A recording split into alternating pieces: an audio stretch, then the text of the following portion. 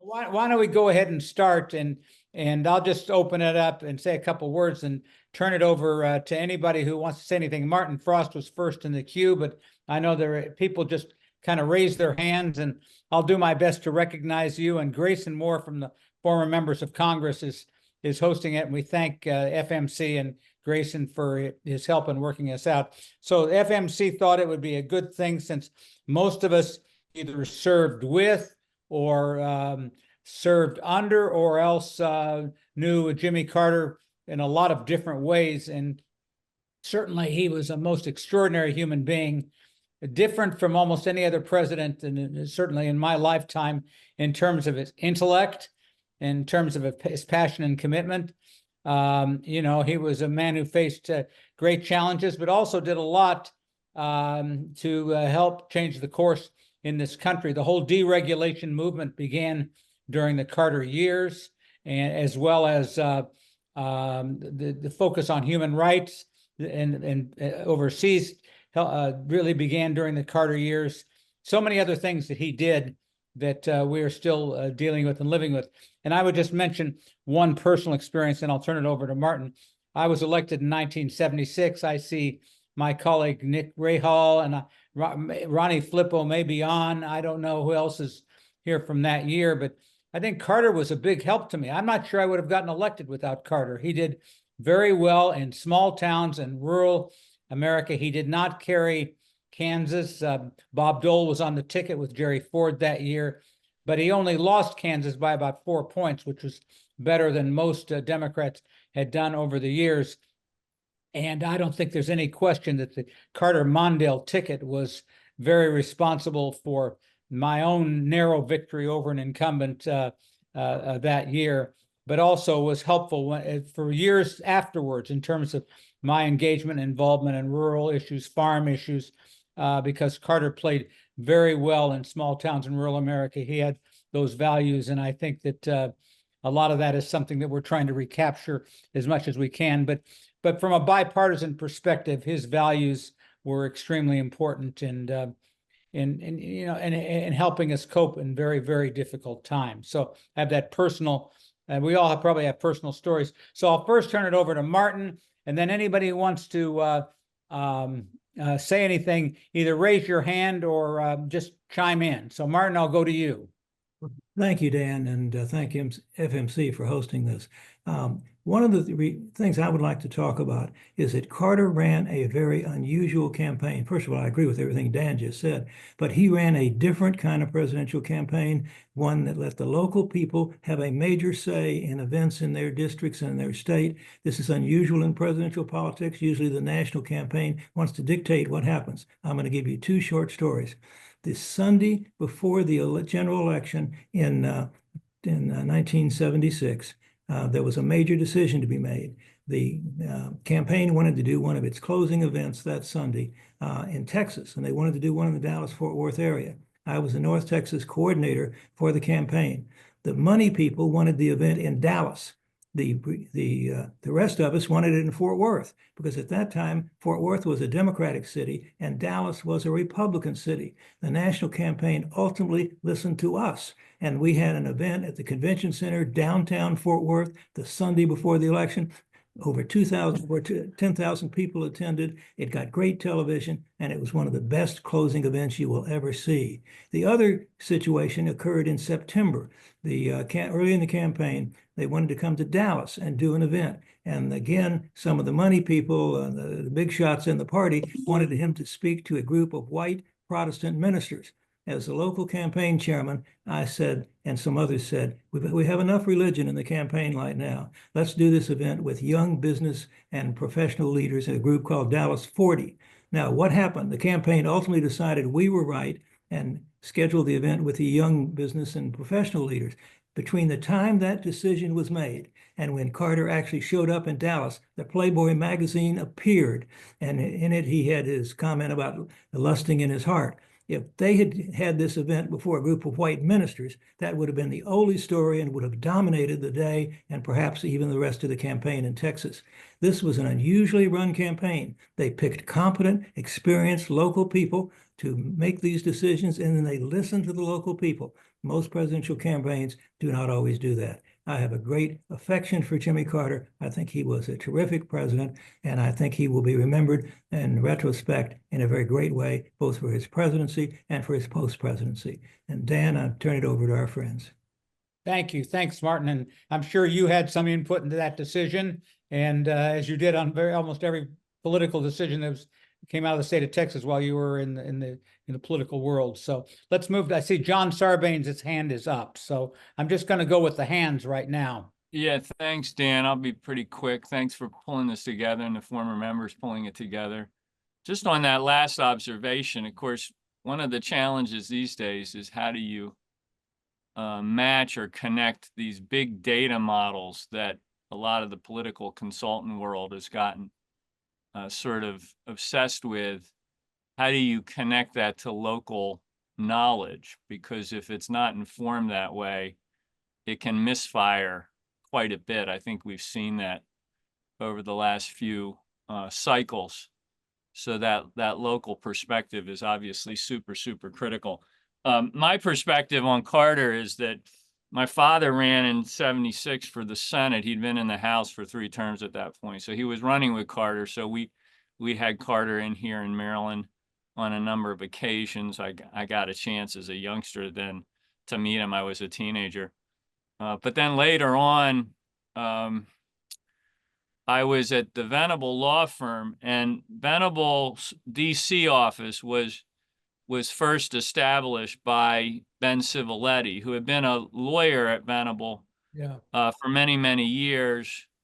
And then, of course, went to the Justice Department, ended up being named by Carter as Attorney General, sort of late in Carter's term, and then left out of the AG's office to come set up the Venable office in DC. He then left. He became managing partner, sort of senior advisor to the firm. And as a young associate, I was assigned to him and others in the firm. And one of the first projects he gave me was to help organize the Jimmy Carter Work Project, which was when Carter was going around with Habitat Humanity, launching these projects, these building projects all over the country. And he came to East Baltimore. He was planning to come to East Baltimore to kick off a 100-house building project in one of the most impoverished areas of the city, part of something called Sandtown Habitat for Humanity. So Civiletti gave me the assignment, because he was given it by the Carter people, to kind of corral everybody into this day-long celebration of Carter coming into the city, which gave me the chance to understand kind of Carter's operation through that lens and his commitment. This is his post-presidency mission, really, and to get to know him at that level and through that lens. And then, of course, he came in. It was a great celebration. He dismissed with all of the kind of ceremonial stuff very quickly and got to work with a hammer and nails on one of these houses. But there was just a feature the other day in the Sun paper of people who were given title to some of these houses and remembered Carter coming in, remembered meeting him, remember being affected by how personal his touch was. And they're still living in these houses, 30 years later, that can be traced back to the Jimmy Carter Work Project and the celebration of that day and the months that followed. So I certainly had a sense of him as a president, as a politician, but I got an early glimpse into what his post-presidency career and mission looked like, which, as we know, was just as powerful, if not in some ways more powerful. Yeah. Thanks, John. And of course, John is speaking to us both as a current member and in the next 2 hours or 1 hour former member. So we're delighted to have you here in that capacity. So next I have Mike Kopetsky and then Bill Alexander just going in the queue, and then Jane Harmon. Mike, are you on? He's muted. Muted, Here you're we go. muted. Am I unmuted? Now you're unmuted. The three most used words in the English language, you're on mute, right? Uh-oh. Right. 1976, I was the campaign manager in the Oregon primary for a U.S. senator by the name of Frank Church. Also on that Oregon primary ballot, and that was the days when there was only about 15 or 20 states with these kinds of ways of getting your nomination. As you know, the Church was doing the investigation of the CIA then, and delayed start of his campaign. And then, of course, there's California where Brown hops in the race, and he's not on the ballot. He does a very successful write-in campaign, but at the end of the day, we won that Oregon primary. But you know, our Oregon situation was we had Mo Udall, we had Frank Church, we had Brown, and we had this guy from the South, eastern part of the United States. So and who gets the nomination? And I think one of the other things that comes out of the Carter campaign is it really restarted who becomes president, who do the American voters want, and they wanted a governor with Carter and then Reagan and Bill Clinton and I thought that was important to our history, I think, and maybe because of the recent election, we go back to taking a strong look at some of our great governors we have out there as potential candidates. In terms of substantive stuff, in terms of Jimmy Carter, I turned to Rosalind Carter. When I got to Congress, I created the working group on mental health issues. Remember, Clinton came in with the overhaul of the insurance system, and I put in the bill to get it so that we'd have parity with mental health issues where there's a illness there that our insurance industries cover these kinds of illnesses. And it took a while, but Rosalind Carter was our leader, and with her was Betty Ford. And this is that bipartisan stuff that used to go on rather frequently. And then of course, we've moved away from that. But I can't give enough cheers for Rosalind and the fact that she picked her issue, that as a first lady, that she might be okay to have, if you will. And she and Betty Ford, they were if we needed them to convince somebody or to talk to somebody about these issues, they were there. They were there. Thank you, Mike. Good stories. So I'm going to go first to Nick Rahal and then Jane Harmon. I had gotten these names a little bit out of order. One thing I might mention, you mentioned Betty Ford, and you can't go without mentioning Walter Mondale, because he was a big part of any successes that Jimmy Carter had, and was a good balance to that ticket, certainly. So next is Nick and then Jane. Thank you, Dan. Great to be with my former colleagues, and I salute you, FMC, for sponsoring this call. Jimmy Carter and I were elected the same day as you were, Dan, and maybe Ronnie Flippo and a couple others on this call, in November 1976. That was my first term in the U.S. Congress, and early in that ensuing year of 1977, we had devastating floods in southern West Virginia, once in a 100-year type event. We had communities completely wiped out. I took hundreds of constituent letters to President Carter in the Oval Office. He received me, and he and his team were of tremendous help to us in West Virginia in getting disaster assistance and getting lower SBA loan rates for small businesses to build back. You may recall interest rates were exorbitant in those back in those days, and West Virginia never forgot the help that Jimmy Carter gave our state. In addition to that, on the state of consequence to our state was the first federal surface mining law signed into law by President Carter in August of 1977 that so much affected West Virginia. And as a freshman member of Congress, I was on the conference committee that wrote that final law. And believe it or not, in the Rose Garden, we had on the one hand, we had the environmental community, the Sierra Club, supporting this law. And on the other side of me stood the West Virginia coal mining industry.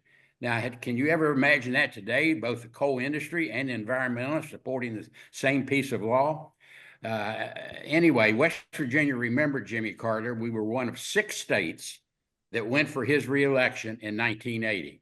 Now, imagine that today, West Virginia going for a Democratic president. But nevertheless, on the national level now, my colleagues may recall that first year of Jimmy Carter early on was the Panama Canal treaties.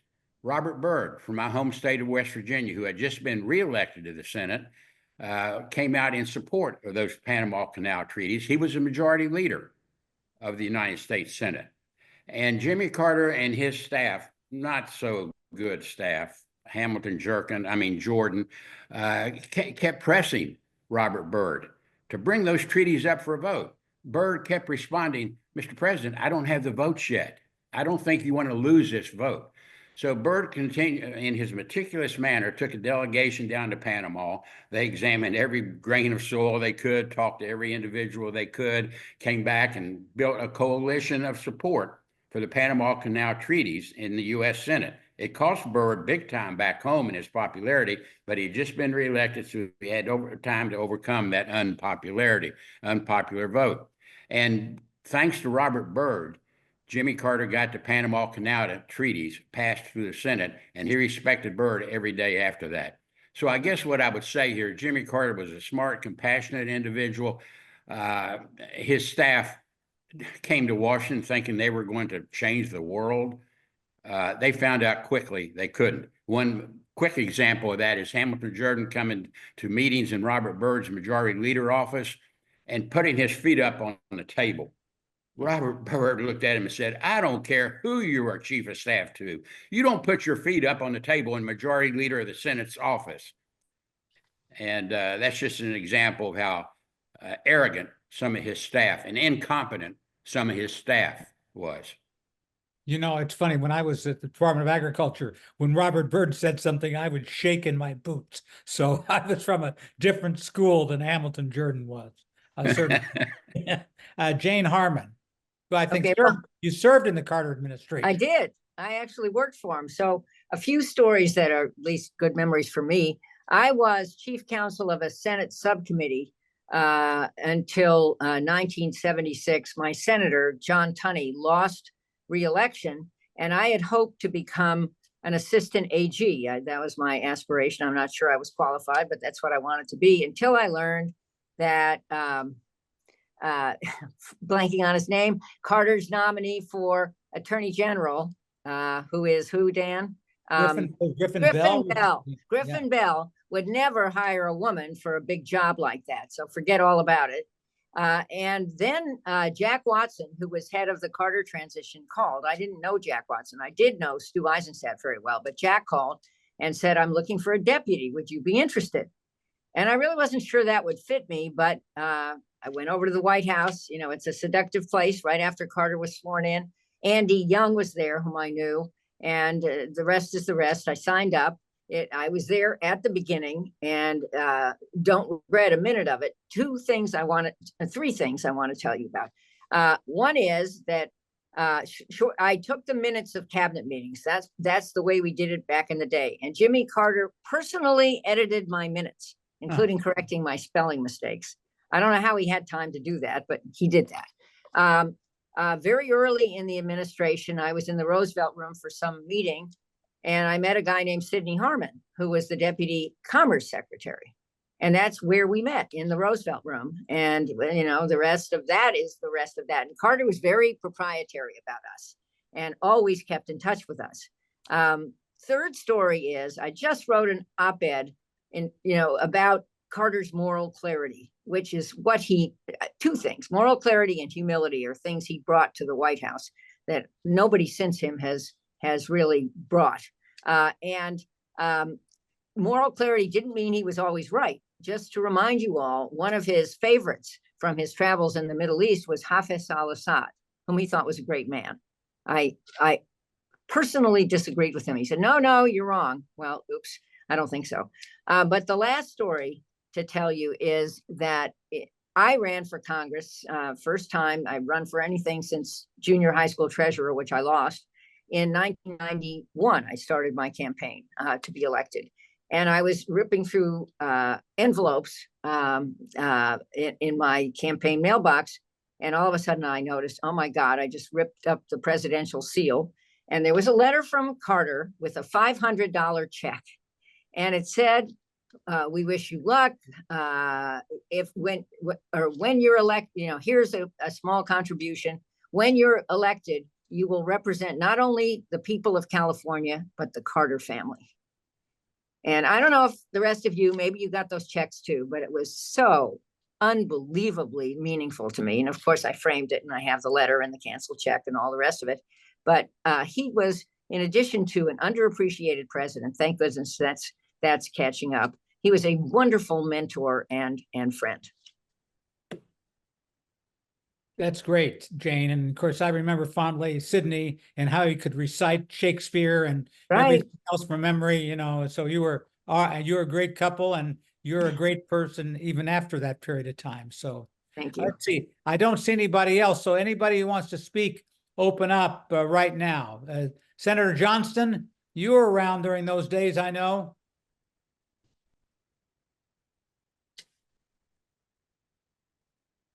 You're on mute? Yeah, I think we can hear you now. You got me? Yeah.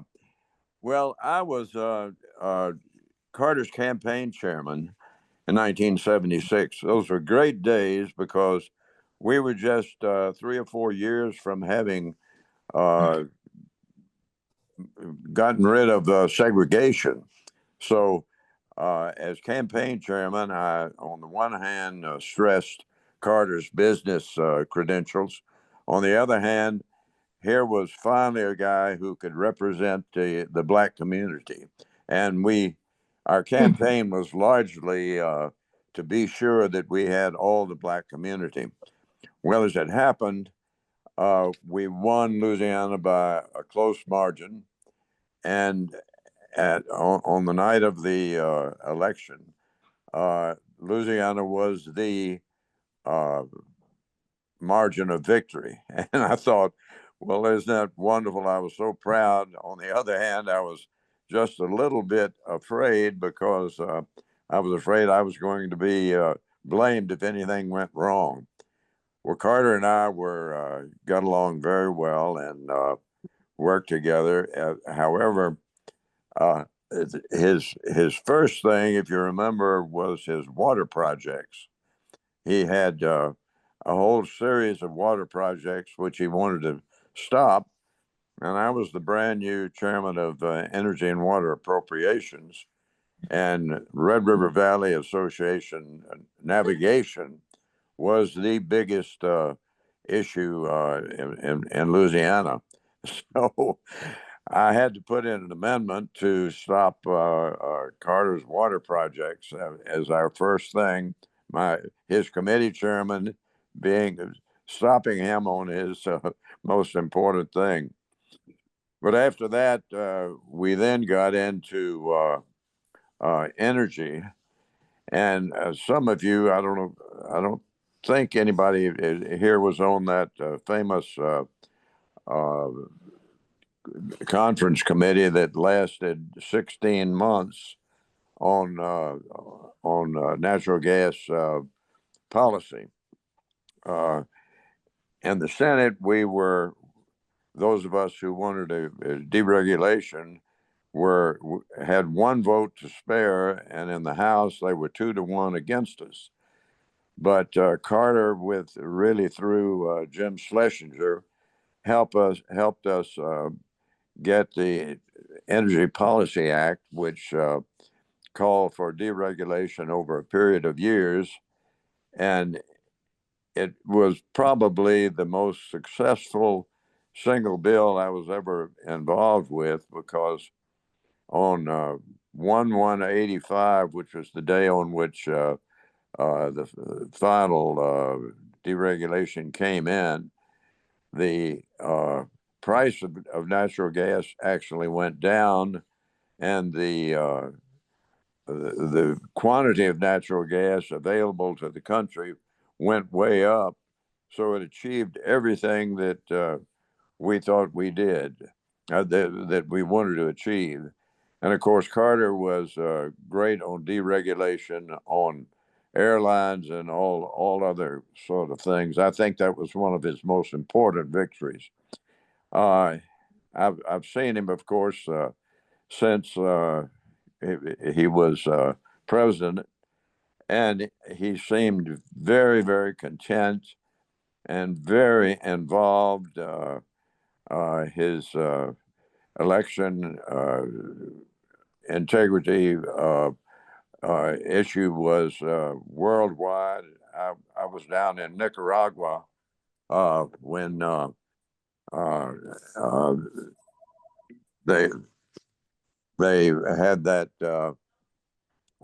phony election down there, and he was there to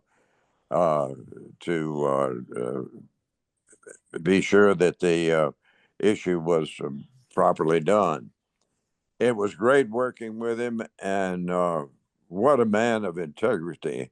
If there was ever an opposite of Donald Trump, it is he. Yes, thank you, Bennett. I know that couple things. One is that I was there. The House voted, I think, on the rule on that bill, and it passed. One of these votes passed by one vote, and I was a proponent of this. I came from Kansas, an energy state and everything. Yeah.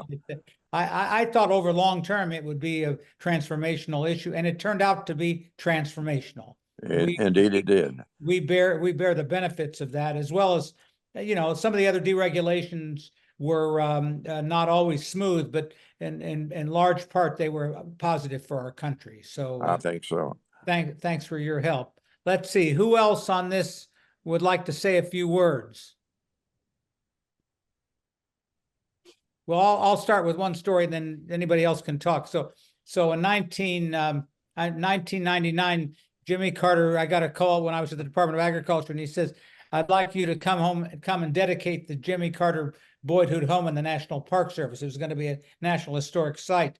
And so I said, "Well, don't you want to call Secretary Babbitt?" He said, "No, I want to emphasize agriculture in that dedication ceremony." So I went down there, and it was a great honor. There were about 3,000 people there. Everybody was dressed up like me, except Carter was wearing a jean suit, not a coat and tie. And so I gave this introduction to him like, he was frankly this second coming, and he was the great hero, which I felt he was, and in many respects. And so after I gave this introduction, he taps me on the leg and he says, "That was fine." But he said, "I didn't want you to talk about how great I am. I wanted you to talk about agriculture. I'm secondary." It just struck me as part of that old Carter image that just, I'm sure he had a gigantic ego, because he couldn't have done what he did without gigantic self reflection that he was very qualified for the job. And I do think at times he thought that he was a especially unique individual. He wouldn't have done all this, but at heart, he was a humble man too. And that was kind of one demonstration. There were 3,000 people there, all dressed to the best that they could, except him. And he wanted me to talk about agriculture, not about him. So that was kind of the deal that he was. And you've got John Tanner on the call. Yeah. Oh, okay. John Tanner. I'm sorry. They didn't raise their hands, but anybody who wants to speak. So John Tanner, my friend from Tennessee. Can you hear me? Yes, can hear you. And I see your lovely wife with you. Yeah, Betty Ann wanted to listen. She had met President Carter too. I went down to the Carter Center sometime around 2006 or so, because I was about to become president of the NATO Parliamentary Assembly. And I knew that President Carter had done two things that set the stage really for Ronald Reagan's military buildup. Jimmy Carter started the military buildup, but he also added the human rights piece to that puzzle, which put the Soviet Union at that time on the defensive. And I think the Soviet Union never recovered from that. And it gave the people of Eastern Europe, who were part of the old Warsaw Pact when the Soviet Union collapsed in 1989, it gave them this taste of freedom. And that all went back to Jimmy Carter's making human rights part of our foreign policy with regard to the Russians. Very true. Dan, you've Oh, got Susan uh, Arnold, and you've got Bill Alexander. Let's see, Bill, there's Am Bill I on Alexander. Okay, there you are, Bill. I called on you Um, earlier, but didn't hear from you. It's kind of hard to get a word in amidst all these very articulate former colleagues of mine. And so always good to see you, and I especially appreciate the opportunity today to talk about my friend Jimmy Carter. I considered him to be a personal friend, and I admired and respected his inner strength and courage of his convictions. I remember back during his time in the White House, his first decision on the Panama Canal was very unpopular in Arkansas, and people just did not understand why we would give up a valuable asset like the Panama Canal in order to do what was right to the people of Central America. But it turns out that they all understood after he proved that his decision was correct, and people admired and respected him even more because he had the courage to stand up for what in his mind was the right thing to do. And one other thing, Jimmy Carter had a special insight into the difficulties of people that lived in small towns America to compete in this changing world that we live in. And he would make an effort to find a way to help small towns when no one else would. I recall him making an exception on a highway bill. I think it was the only highway bill during his administration that allowed my amendment to the bill that had just almost already passed by to make an exception for Jonesboro, Arkansas, for a critical highway bypass project that was very important to the progress of that community. I miss President Carter. He's a wonderful man. He it was such an honorable man that he almost was too good to be president. But thank you so much for allowing me to say these things in support of my former friend, and we will always have him in our hearts and minds as we progress on through the difficult times that we live in today. Dan, you've got Thank you, Susan Bill. I Wild see on the Cindy call. I'm sorry, Cindy Axney was next. I just make one point, what Bill said about the Panama Canal. He had the support of both the majority and minority leaders of the United States Senate. So Senator Byrd and Senator Baker both helped President Carter in that decision, which was at the time very unpopular, turned out to be a correct one. But it just, that world allowed that to happen, which was so different. Cindy? You're on mute, Cindy. You're on mute. Hi, Dan. It's so Oh, good there to you see are. you. Okay, right. Happy holidays to everybody, even under these sad circumstances. Selfishly, I'm on here because as a more recent former member of Congress, and my former roommate Susan Wild is on here as well, and two that represented areas of this country that were Republican seats, but were very rural. We're younger than you.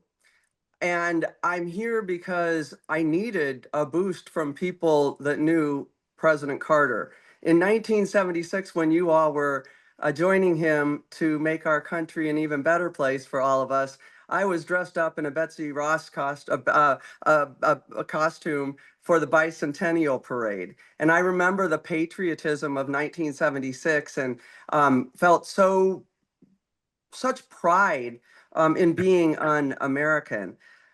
I'll tell you, over the last 6 years, as I've traversed this political environment, um, as a former member of Congress from Iowa for 2 terms, having flipped a seat and made history there, and then serving for President Biden, and with my a good friend, former colleague, former constituent, former boss, Secretary Vilsack, now as a senior advisor for rural prosperity. Your words on the moral clarity, Jane, that you mentioned, um, were just hit me so clearly. And I'm wondering from all of you, what should we do when we come upon this time in our history where we have a president who led that moral clarity, who didn't get a second term because moral clarity is extremely difficult to win on. It, to your point from many of you, it doesn't always garner you the favor of the voter in the next election. And I would ask you, though, during these times right now, and for those of us who are still continuing in this fight, who are looking for opportunities where we can continue to claim some place where we can provide that moral clarity, bring unity to this country. For me, to be involved, to continue to find opportunity to bring our communities closer together from rural to urban. I used to say every ball bearing for every Ford Explorer made in Detroit is made in Clarinda, Iowa. And we have more in common than we have apart. And I would ask all of you, from the background that you bring to the table and your knowledge from him, what advice would you have? So when I go see Alyssa Slotkin tonight, when she gets sworn in and then has her party to be a senator, or Abigail Spanberger hopefully will become governor, my colleagues from our grade who are going on to continue to hopefully move in this vein, what would you advise us? How do you think President Carter would advise us? Dan, you've got Susan Wild, who's Yeah, been there's Susan and Mike Ward. I see both. Let me, maybe you can kind of answer this as you talk, but Susan, I'll go to you because your name was mentioned, and then Mike, and then we'll key. Anybody else, just let me know. Well, thanks, but I'm as interested in the answer to Cindy's question. I don't really have the answers, but as somebody who still considers myself very much engaged in the fight for our democracy, I really want to hear from others who might have more wisdom on this subject, but thank you for recognizing me. Let's see, Mike, you on? Which Mike? Well, I have Mike Ward, but I'd go to Mike Kopetsky if he wants to talk.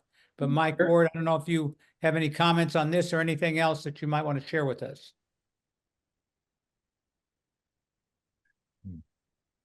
Mike Ward is a former member. Yeah, Mike, can you hear me? Mike Ward? Mike, okay, let's see if he can't. Mike Kopetsky, you want to make any comments to what's Very short. Yes, President Carter understood the rural communities and enjoyed himself going there. One thing also that comes to mind is that he had goals,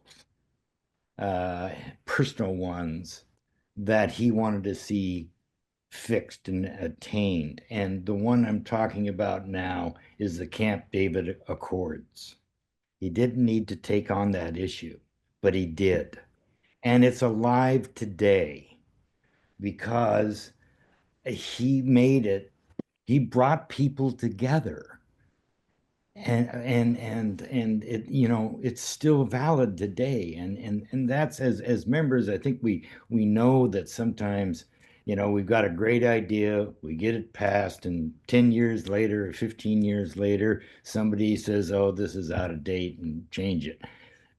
Camp David is still there, folks. And it's because of Jimmy Carter.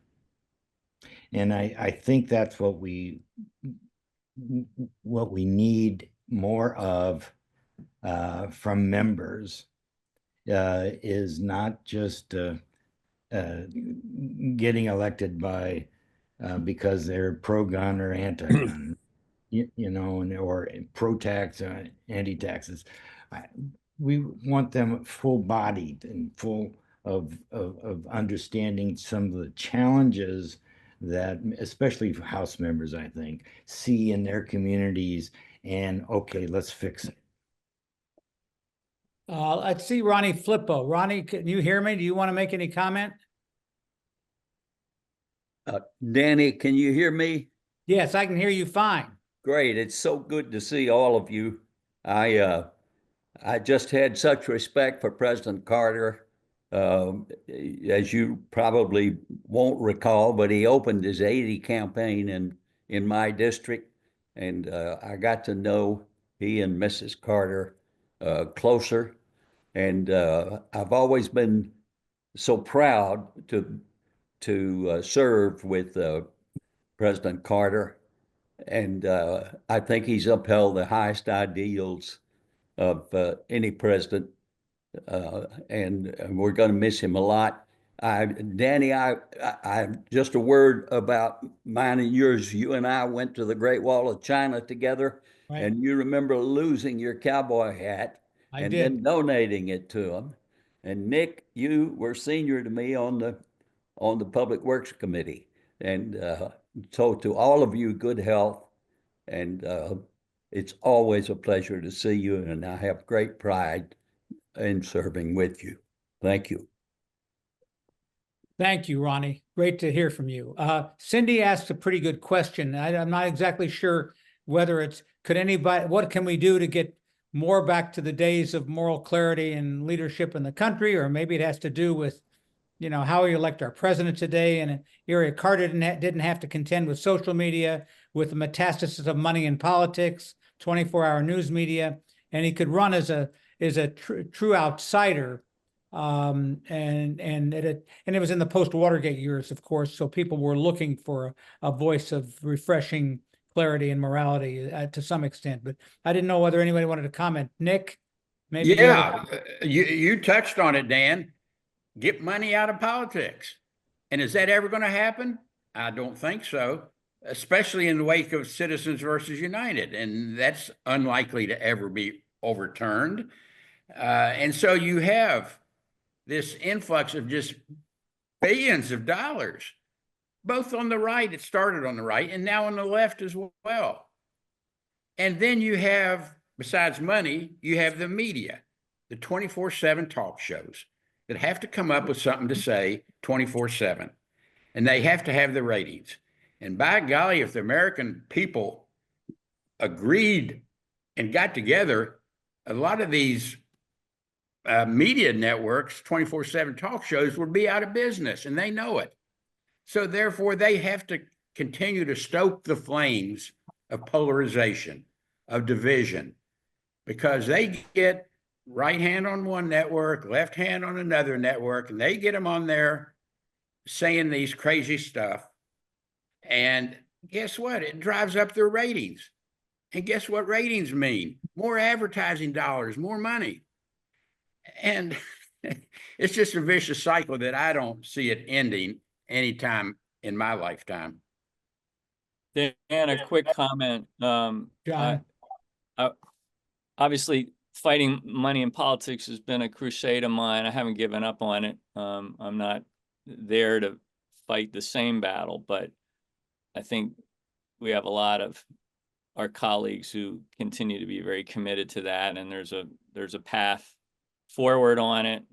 There's a plan. We just got to get the numbers to put it in place. But real quick on what Cindy brought up, as you'll recall with Carter, sometimes he was walking a thin line between projecting his moral clarity and appearing to be preachy to people. And I think we have a nostalgia for the moral clarity dimension of it. I think on balance, it netted out in a way that was positive, that projected something very positive to the country in terms of how Carter managed that dynamic. But I think the challenge is, how do you embrace a moral clarity that is rooted in the lived experience of the average American out there, so that when you articulate it, they feel it as an extension of their worldview and their experience, and don't see it as being sort of imposed on them from some other place. And that's tough to do. And it requires a lot of listening. It requires the kind of attention to local knowledge and perspective that was spoken about at the outset of this. I think it's certainly doable, but it's hard in this environment. So that's just one thought on that issue of how you meld moral clarity into the lived experience of people out there, so that they have an ownership in it that gives it life and breath, and makes it impactful.